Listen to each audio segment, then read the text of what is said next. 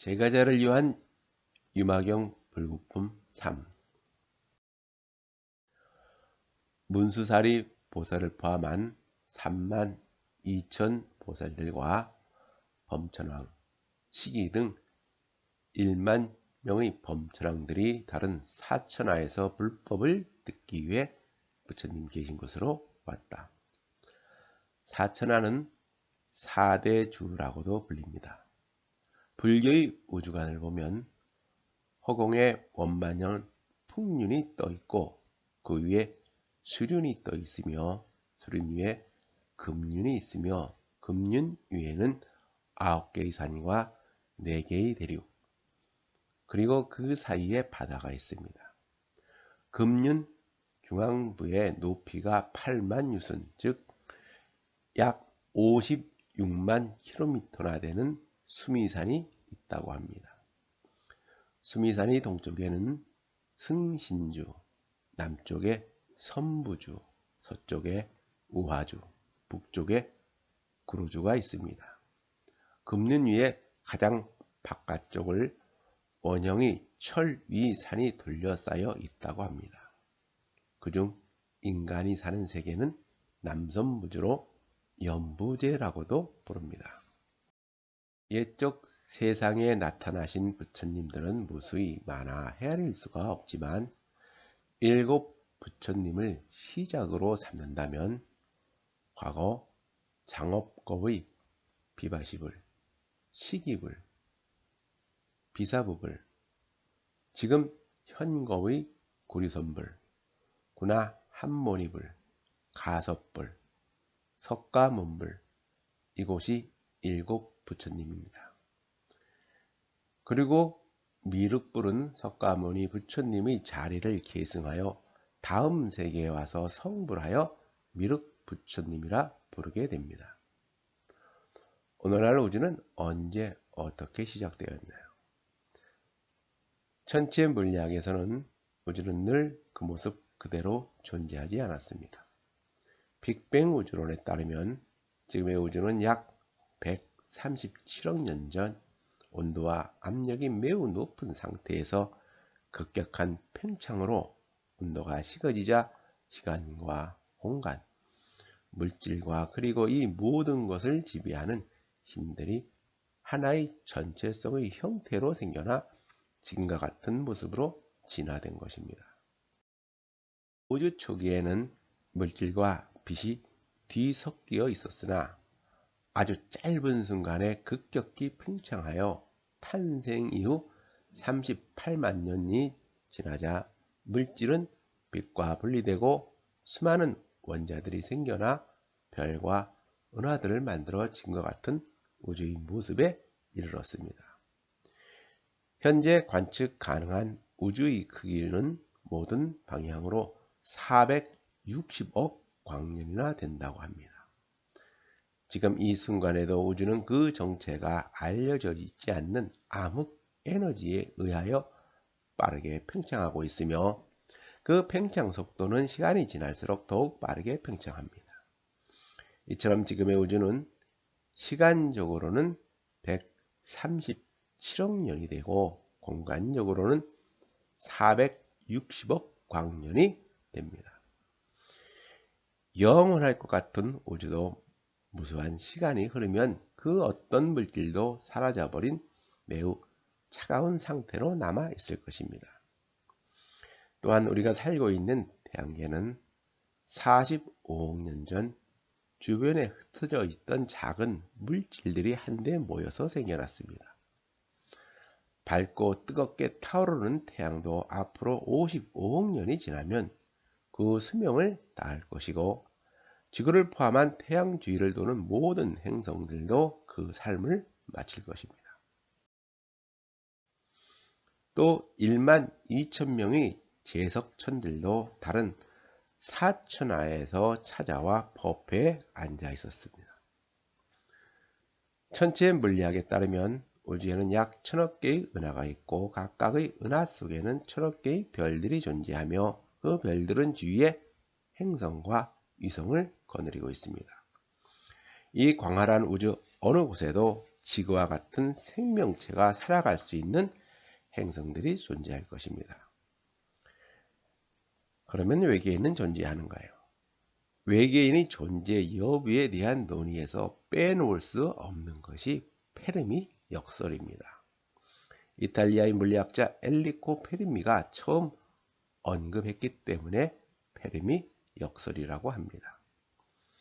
페르미는 1950년 과학자들과 식사를 하러 가던 중 우연히 외계인에 대한 이야기를 하게 되었고, 수많은 외계 문명이 존재한다면 어째서 인류 앞에 외계인이 나타나지 않는지 의문을 품게 되었고, 그들은 어디 있지라는 질문을 던졌는데 이를 페르미 역설이라고 합니다. 지금도 외계인의 존재 여부에 대해서 UFO가 많이 언론에 오르내리지만 UFO는 말 그 자체로 미확인 비행 물체입니다. 그 밖에 대위력을 갖춘 여러 천인, 용신, 야차, 건달바, 아수라, 가루라, 긴나라, 마우라가 모두 법회에 와서 앉아 있었다. 이들 모두는 불법을 지킨다는 천룡팔부이며 대유력 제천은 천룡팔부 중 하나입니다. 남해근 유마경 강의에서 용신은 천궁을 수호하고 비를 내린다고 하고, 야차는 초자연적인 힘을 갖고 있으며 사람의 모습을 하고 있지 않다고 했습니다. 건달바는 음악의 신으로 6개와 1000개의 천인들을 위하여 음악을 연주하고, 아수라는 채식을 하며 성깔이 고약하고 사납지만 어느 정도 수행을 하였으며 복덕이 있지 않으면 도달하지 못한다고 합니다. 가로라는 용을 먹이로 삼고, 긴나라는 노래하고 춤을 추는 음악의 신입니다. 그들 모두는 우리 인간의 모습이 아닙니다. 만약 외계인이 존재한다면 굳이 우리 인간과 같은 모습을 하고 있지는 않을 것입니다. 왜냐하면 우주의 그 어떤 행성이라도 지구와 모든 조건이 같을 수가 없기 때문입니다. 그리고 많은 비구와 비구니, 우바세, 우바이도 함께 법회에 와서 앉아 있었다. 비구는 출가하여 구족계를 받은 남자 승려를 말하며, 원래 의미는 걸사라고 하는데 위로는 부처님에게 법을 구하고 아래로는 사람들에게 밥을 구걸하기 때문입니다. 우바세는 남자 거사이고 우바이는 여자 거사를 말하며, 이들은 제가에서 불법을 배우는 사람들을 말합니다. 그때 부처님께서는 한량없는 100,000명의 대중들에게 둘러싸여 공경을 받으면서 법을 설하려 하시는데, 그 모습은 마치 수미산 왕이 큰 바다에서 나타나는 것과 같았다. 부처님은 백천 대중들에게 둘러싸여 불법을 설하러 가는 그 모습은 아침 바다에 붉은 해가 떠오르는 것처럼 장엄하다는 것입니다. 온갖 보물로 장식된 사자자에 편안히 앉아 계시는데 여러 곳에서 온 대중들이 둘러싸고 있었다. 석가모니 부처님은 인간 세계와 천상 세계에서 가장 존귀한 존재라 하여 세존이라고 칭합니다.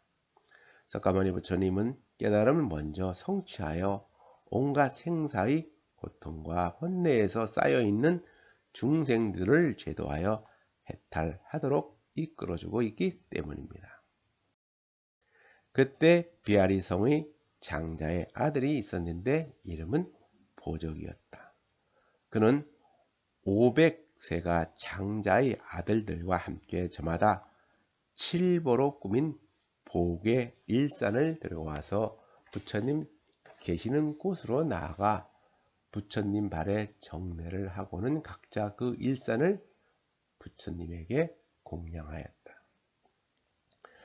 장자는 나이도 많고 덕망이 높으며 세상 이래도 밝은 사람을 말합니다. 당시 비아리성은 겐지스강 연안에 발전된 상업도시로 경제가 발달하였고 국제교역이 활발하게 이루어진 도시입니다. 500세가 장자의 아들들은 단지 가업 승계한 부자가 아니라 불법을 배워서 보리심을 행하고자 하는 자들입니다. 500세가 장자의 아들에게 법을 설한다는 것은 제가자들 위한 법을 설한다는 것입니다. 장자의 아들을 보족이라고 하였는데 이 보족이란 이름이 불교 경전의 여러 곳에서 나옵니다.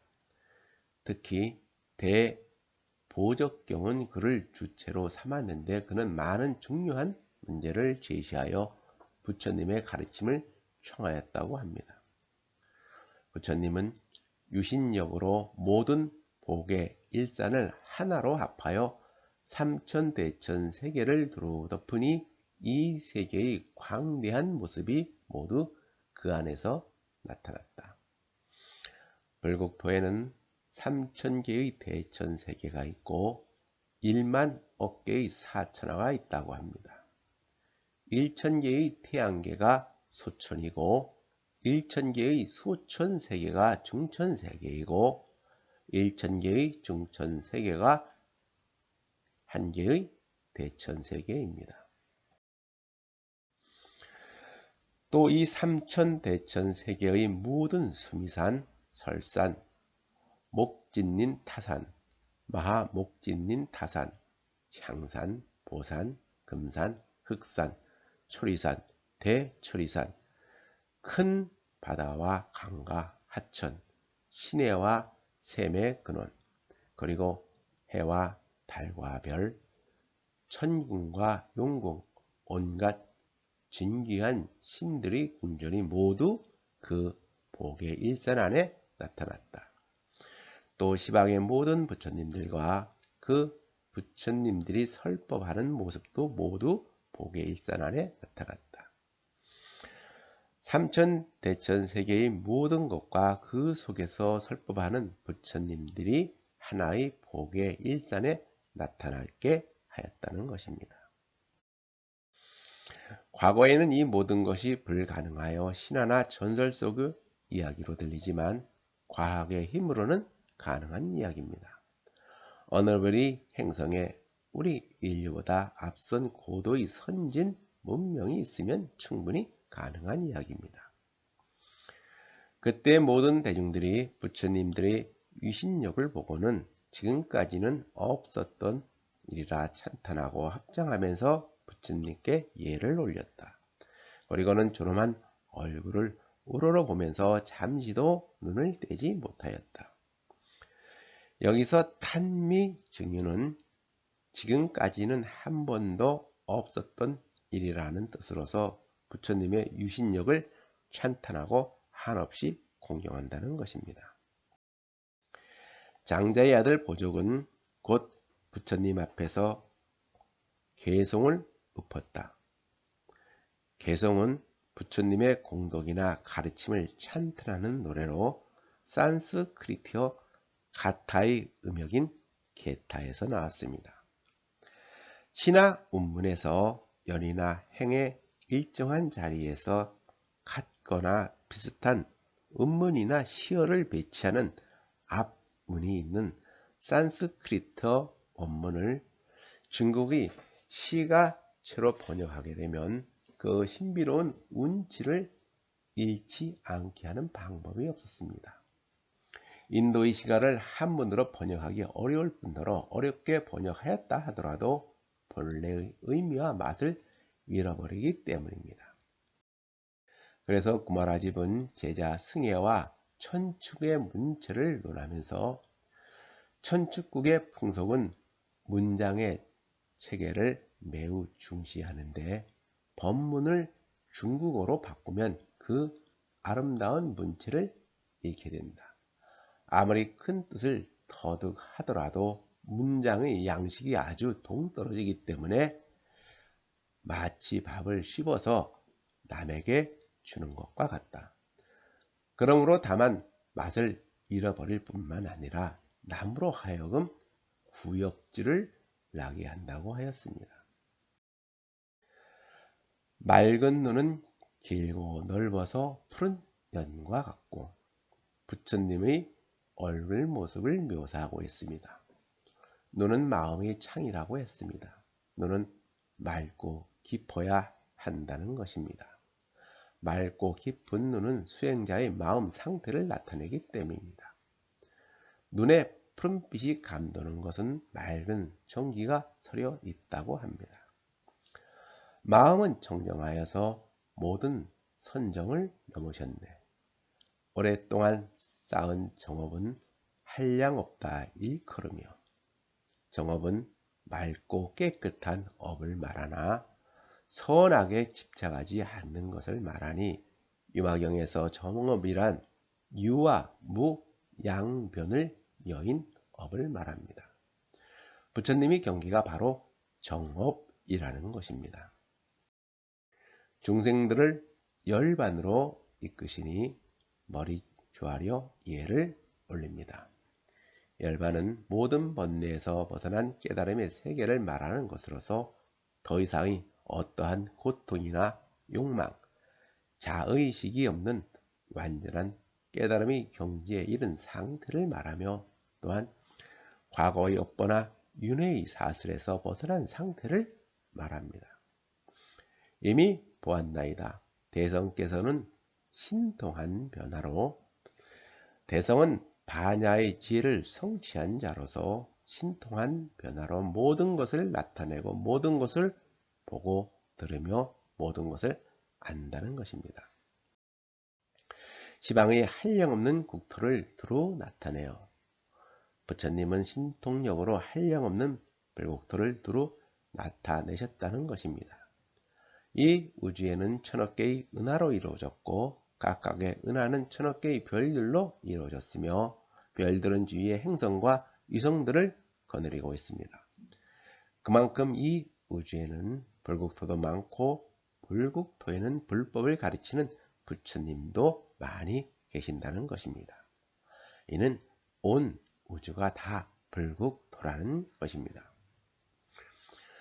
그 속에 모든 부처님들이 법을 설하고 계시오니 한량없는 불국토에서 부처님들은 중생들을 위하여 법을 설하십니다. 숲속에 새가 노래하는 것은 법문이요 벌과 나비가 꿀을 찾아다니는 것은 공덕을 가르치며 벌레는 인생의 무상함을 나타내 보이니 천하 모든 것이 부처님의 법문이요 깨달음의 세계라는 것입니다. 서산대사 사야정에서 물은 스님의 파란 눈이요 산은 부처님의 푸른 머리이네. 달은 마음의 도장이요 구름은 만권의 경전이라고 하였습니다. 이는 부처님 세계 아닌 것이 없고 부처님 법문 아닌 것도 없다는 것입니다. 모든 대중들이 다 보고 듣나이다. 천지자연의 모든 것이 부처님의 세계이며 천하의 모든 소리가 다 부처님의 법문이기에 모든 대중들은 이들 모두를 다 보고 다 듣는다는 것입니다. 법왕의 법력은 중생들을 초월하였고 법왕은 부처님을 말하고 법은 불법을 일컫습니다. 모든 법 중에서 불법이 최고이니 그 불법을 성취한 자는 곧 법왕이라는 것입니다. 항상 법의 제물로 모두에게 보시하오며 금강경에서 삼천대천 세계에 가득 찬 칠보로 보시를 한 것보다 이 경중에서 사국에만이라도 다른 사람들을 위하여 말해주면 그 복이 저 복덕보다 나을 것이니라고 하였습니다. 삼보 중에 법보시가 제일이니 법의 제물로 보시하라는 것입니다. 모든 법상을 잘 분별하시되 법상은 우주 만유의 실제 모습을 말합니다. 또의 지극한 자는 시비와 분별을 두고서 세상을 보지 않습니다.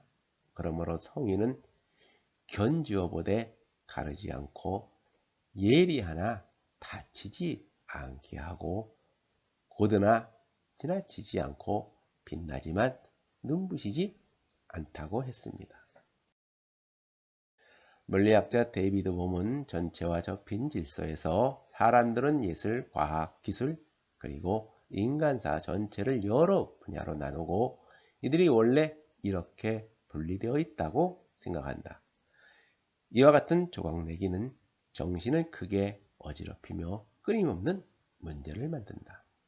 전체는 결코 고정되거나 완결되지 않고 끊임없이 움직이고 펼쳐지는 과정이다. 모든 조각이 분리되어 있다는 생각은 환상인데도 이러한 환상이 끝없는 충돌과 혼란을 낳고 있다. 조각난 자아관, 세계관을 입증한 듯 보이지만 실제로 조각을 낸 창본인은 바로 그런 사고 방식에 따라 행동하는 자신임을 잊고 있는 것이다. 결국 우주는 미분리된 전체로 이해해야 하며 독립된 부분으로 분석하는 일은 그리 중요하지 않다고 하였다. 또한 사고도 전체 안에서 형성되어 생겨난 조각에 불과한 것이며 어떠한 지식도 전체의 흐름 속에서 생겨났다가 사라지는 추상적 영역에 지나지 않는다고 하였습니다. 제1의에서 움직이지 않으며 제1의는 가장 뛰어나고 참다운 도리로서 우주 만물의 참된 이치를 말합니다. 육조 해능은 온갖 상을 잘 분별할 수 있어도 제1의는 움직이지 않는다. 이와 같은 견해를 낸다면 이것이 곧 진열을 쓰는 것이라고 하였습니다. 용수는 중론 관사제품에서 모든 부처님은 이제에 의거하여 중생을 위하여 설법하신다. 첫째는 세속제이고 둘째는 제1의제이다. 만약 어떤 사람이 이제의 분별을 알 수가 없다면 심오한 불법에서 진실한 뜻을 알지 못한다. 만약 속죄에 의지하지 않는다면 제1의제를 얻을 수 없다. 제1의제를 얻지 못하면 열반을 얻을 수가 없다고 하였습니다. 모든 법에서 자제함을 얻었기에 자제는 속박이나 얽매임이 없어 마음이 자유롭다는 뜻으로서 일체의 모든 법은 공함을 깨달아 마음에 걸림이 없으니 지극히 자유자재롭다는 것입니다. 이와 같은 까닭으로 이 법왕에게 머리 조아려 예를 올립니다. 모든 법은 있지도 않고 또한 없지도 아니하면서 불법은 법도 아니고 법이 아닌 것도 아니라고 했습니다. 이는 모두 다이고 모두 다 아니라는 것입니다. 금강경에서 여러께서 말씀하실 정하여진 법 역시 없사옵니다. 법도 아니고 비법도 아니다. 어찌한 까닭이냐면 여러께서 말씀하신 법은 모두 취할 수도 없고 설할 수도 없사오며 법도 아니고 법 아닌 것도 아니기 때문입니다. 모든 물질을 이루는 원자들의 세계에서는 물질의 이중성이라는 특이한 성질이 있음이 밝혀졌습니다. 물질의 이중성이란 빛이나 전자들과 같은 작은 대상들은 물결처럼 널리 퍼져 움직이는 파동의 성질과 하나의 응축된 덩어리처럼 움직이는 입자의 성질을 동시에 지니고 있다는 것입니다. 빛이나 원자들이 파동, 입자, 이중적인 특성을 모두 지니고 있다는 것은 원자 규모의 대상들은 실상인 입자성과 허상인 파동성을 동시에 지니고 있다는 것이며 이것이 원자들이 지니고 있는 고유한 성질입니다. 원자들의 세계에서는 관찰하기 전까지는 실상과 허상, 즉 입자성과 파동성을 동시에 지니고 있거나 아니면 그 무엇도 아닌 상태로 있다가 관찰자의 마음 작용인 관찰을 통하여 입자로 나타나기도 하고 파동으로 나타나기도 합니다. 이것은 관찰자의 마음 작용이 물리적 실제를 다르게 나타나게 하는 것이니 관찰자가 물리적 실제를 만들어 낸다는 것입니다. 이와 같이 물리적 실제란 관찰하기 전에는 그 무엇이라 할 수 없는 상태로 존재하다가 관찰을 통하여 입자나 파동의 형태로 나타나는 것이니 이는 나눌 수 없는 것을 가지고 나누어 놓고 그것을 입자다 혹은 파동이다 라고 말하는 것입니다. 인연으로 모든 법이 생겨나기에 우주 만물은 인연에 의해서 생겨나고 인연에 따라 사라지지만 그 인연이란 본래 자성이 없어 공한인 것입니다. 과학에서 인연 즉 연기의 원리란 무엇일까요? 우리 몸을 이루고 있는 원소들 중 수소와 헬륨 같은 가벼운 것은 137억 년 전 우주가 만들어질 때 함께 거의 만들어졌고 산소와 탄소, 질소 등 무거운 원소들은 과거 어느 별 속에서 혹은 별의 폭발 과정에서 만들어져서 기나긴 시간 동안 우주 공간을 떠돌기도 하고 혹은 다른 별의 일부로 존재하였다가 우연히 지구라는 행성에 내려앉게 된 것입니다.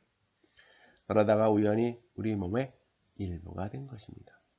생물학적으로는 우리 인류는 진화의 여정 속에서 수많은 중과 세대를 거치면서 지금과 같은 모습을 지니게 되었습니다.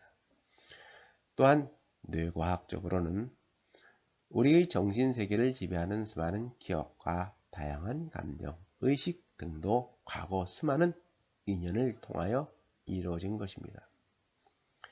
이와 같이 오늘날 나의 모습이 이루어지기까지는 기나긴 우주의 역사적 사건과 물리 법칙이 깃들어 있으며 지구가 생겨난 이래 수많은 생물학적 진화 과정이 숨겨져 있으며 우리 정신세계도 과거의 기억과 경험을 통하여 이루어진 것입니다. 나라는 것도 없고 짓는 자도 없으며 받는 자도 없지만 모든 법은 온갖 인연으로 생겨나기 때문에 그것은 자성이 없어서 공한 것이니 나라고 할 것도 없다는 것입니다. 나라는 실체가 없으니 업을 지을 만한 자도 없고 또한 받을 자도 없다는 것입니다. 우리는 자신이 하나의 통합된 주체 의식을 가지고 있으며 우리의 행동이나 사고, 의식, 마음 상태는 거의 자유롭게 결정을 낼 수 있다고 믿습니다. 그러나 이 모든 것은 뇌의 수많은 부위에서 발현된 환상에 불과합니다. 뇌와 신경과학에 따르면 우리 뇌는 광범위하게 분산되어 있는 병렬 구조 시스템으로 이루어졌습니다. 뇌에는 결정을 내리는 수없이 많은 부위들과 다양한 조직망들이 그물망처럼 서로 연결되어 있는 광활한 바다와 같습니다. 자아라는 존재감은 거기에서 발현된 창조적 산물입니다. 우리 뇌는 자아라는 환상을 만들고 모든 행위도 그것에 따라 움직이는 기계에 불과한지도 모릅니다. 우리의 생각과 감정, 의식, 마음 상태도 우리 뇌에서 만들어진 환상에 지나지 않는다는 것입니다. 이와 같이 자아란 환상에 지나지 않습니다. 선악의 업 역시 없어지지 않는다고 하시고 오음으로 이루어진 이 몸이 없어지지 않으면 선악의 업 역시 없어지지 않습니다.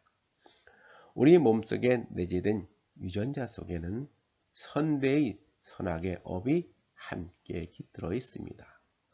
선대의 선악의 업은 자식으로 또 그 자식으로 유전됩니다. 현재 공덕을 쌓아도 악업이 없어지지 않는다면 그와 같은 것은 어떻게 없애야 할까요? 금강경에서 이 경전을 받아치니고 읽고 외우더라도 만일 사람들에게 업신여기고 천대를 받으면 그 사람은 전생의 죄업으로 응당 악도에 떨어지겠지만 금생에 사람들에게 업신여기며 천대를 받음으로써 전생의 죄업은 곧 소멸되어 마땅히 안욕따라 삼약산 보리를 얻으리라고 하였습니다. 처음 보리수 아래에서 마군을 항복시키고 부처님은 32세 때 보리수 아래에서 온갖 번뇌에서 벗어나 깨달음을 얻었습니다. 부처님은 룸비니 동산에 있는 무수 아래에서 태어났고 보리수 아래에서 깨달음을 얻었으며 사라수 아래에서 열반에 들었습니다. 이를 불교에서는 3대 성수라고 불립니다. 감노의 열반을 얻어 깨달음의 도를 이루시니 감노는 단이슬 이란 뜻으로서 고대 중국에서는 왕이 나라를 잘 다스리면 하늘도 이에 감응하여 감노를 내린다고 하였습니다. 불교에서는 감노는 미혹에 빠진 어리석은 중생을 구제하는 불법에 비유한 말로써 온갖 고통과 번뇌에 휩싸인 중생들을 벗어나게 해주는 깨달음의 법문이라는 것입니다. 이미 심의식은 없고 감각과 행위마저 없으시며 심의식에서 심은 마음작용, 의는 염으로 생각을 뜻하고 식은 인식작용을 말합니다. 그러나 초기 불교에서는 심과 의, 식은 동의어로 인식주관 또는 인식작용을 뜻한다고 하였습니다. 우리 정신세계를 지배하는 의식은 알 수 없는 불가사의함 그 자체입니다. 이러한 의식은 자기 자신이나 주변 환경에 대하여 스스로 인식하는 것을 말하며 신체의 감각기관을 통하여 들어온 수많은 정보들을 느끼고 생각하고 인식하는 것을 말합니다. 이처럼 의식이란 바깥 대상들을 우리 감각기관을 통하여 뇌 속에 받아들여서 그것을 느끼고 생각하고 인식하는 것을 말합니다. 신경과학자 마이클 가자니가는 의식은 창발력 자산이라고 표현했습니다. 매 순간 각기 다른 모듈 혹은 체계가 관심을 끌기 위해 서로 경쟁하고 거기서 승리한 자만이 그 순간의 의식적 경험에 깔린 신세계를 창발한다는 것입니다. 모든 외도를 다 꺾어 굴복시켰네. 외도는 불교 위에서 법을 세우고 불법을 폄하하거나 왜곡시키는 것을 말합니다. 그러나 외도라고 무시하거나 얕봐서는 안 됩니다. 외도를 잘 알아야 불법을 더욱 탐구할 수 있습니다. 오늘날에는 외도가 많습니다. 구마라집도 많은 외도들과의 논쟁을 통하여 자신의 경전 이해력을 가늠할 수 있었고 불법을 더욱 탐구할 수 있었습니다. 대천 3개의 법륜을 3번 굴리시니 대천 3개는 삼천대천 세계의 약칭으로 경전에 따르면 중앙의 수미산을 중심으로 사방에 4대주가 있고 그 바깥 주위를 철위산이 둘러싸고 있는데 이것을 일세계 또는 일사천하라고 합니다. 일천계를 합하여 일소천세계라 하고 일천개의 소천세계를 합하여 일중천세계라고 하며 일천개의 중천세계를 합하여 일대천세계라고 합니다. 법륜은 부처님이 법의 수레바퀴를 돌리면서 법을 전하여 중생들의 번뇌를 굴복시킨다는 것을 비유하여 법륜이라고 하였습니다.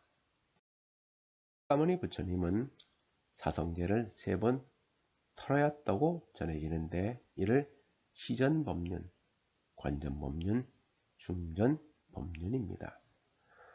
시전 법륜은 사성제 즉 고, 짐, 멸도가 무엇인지를 밝히는 것이며 권전 법륜은 고를 알고 집을 끊으며 묘를 깨닫고 도를 닦는 것을 설하는 것입니다. 증전 법륜은 사성제의 진리를 증득함을 보여서 제자들이 수행하여 증득하게 하는 것을 말합니다. 그 법륜은 본래 늘 청정하여 모든 법은 본래 청정하나 마음이 깨끗하지 못하여서 청정한 법을 보지 못한다는 것입니다.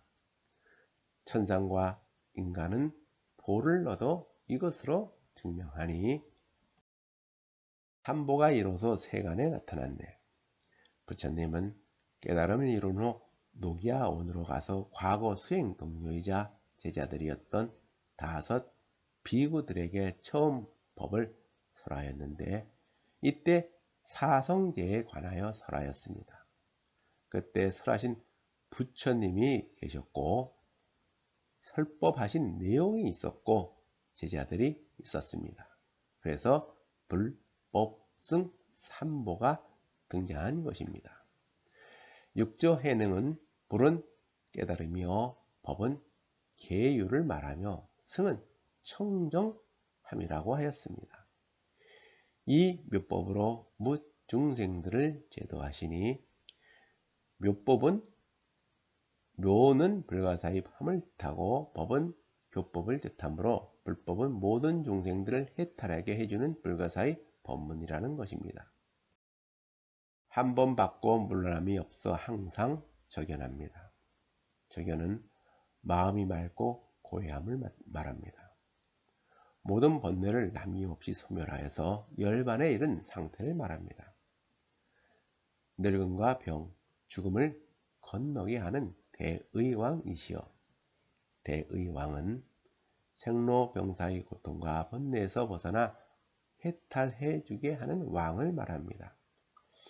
과거에는 노화란 지극히 자연스러운 현상으로 받아들이면서 죽음은 피할 수 없는 운명으로 받아들였지만 오늘날 과학자들은 노화나 죽음이라는 것은 무지에서 비롯되는 것으로 여기고 그것을 충분히 극복할 수 있다고 믿고 있습니다.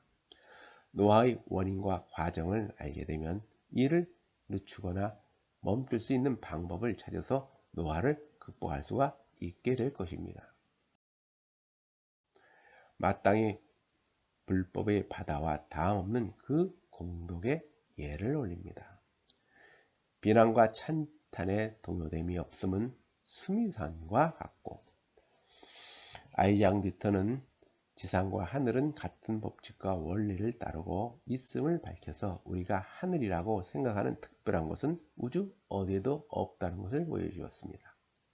아인슈타인은 시간과 공간의 절대성을 일시에 무너뜨려서 자연을 바라보는 우리 세계관을 한순간에 바꿔버렸습니다. 그들은 우리가 보는 세계는 진실한 모습이 아니라는 것을 밝혀주었습니다. 뉴턴은 목이 늘어진 양말에 굽이 다른 구두를 신고도 다녔으며 아인슈타인은 헐렁한 스웨터에 낡은 슬리퍼를 끌고 다니면서 세속의 상과는 멀어져 마치 수도승처럼 살았습니다. 그들은 비난과 찬탄을 한 몸에 받으면서도 쓸쓸하고 외로운 삶을 살아갔지만 그들이 자연에 대한 신념은 결코 버리지 않았습니다.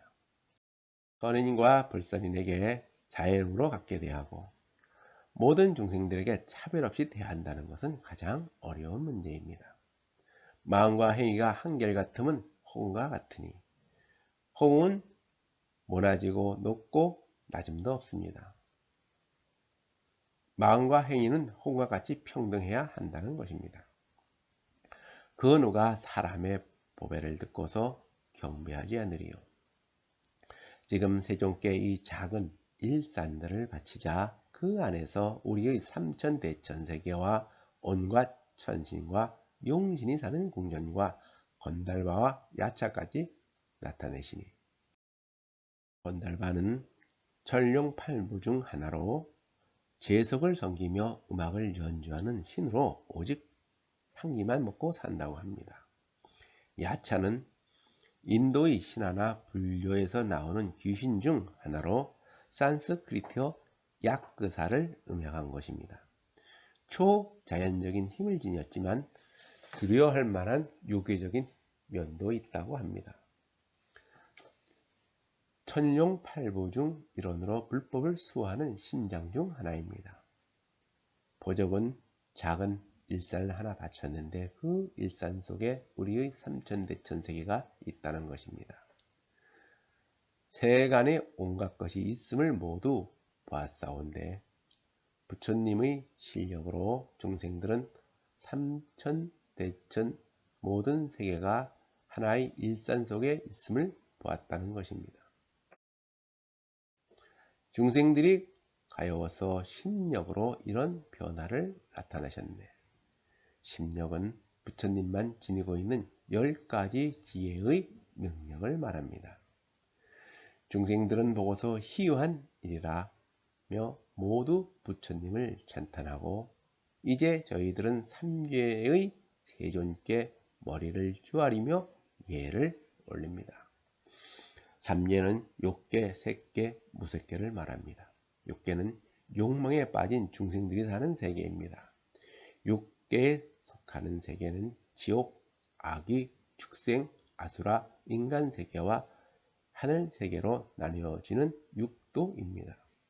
색계는 욕망은 떠나지만 육신이 남아있어 미진한 탐심이 남아있는 중생들이 살고 있는 세계이고, 무색계는 오원주 색, 즉 육신은 사라지고 오직 순수한 정신인 수상 행식만 남아있어서 아직 자신의 존재에 대한 욕망이 남아있는 세계입니다.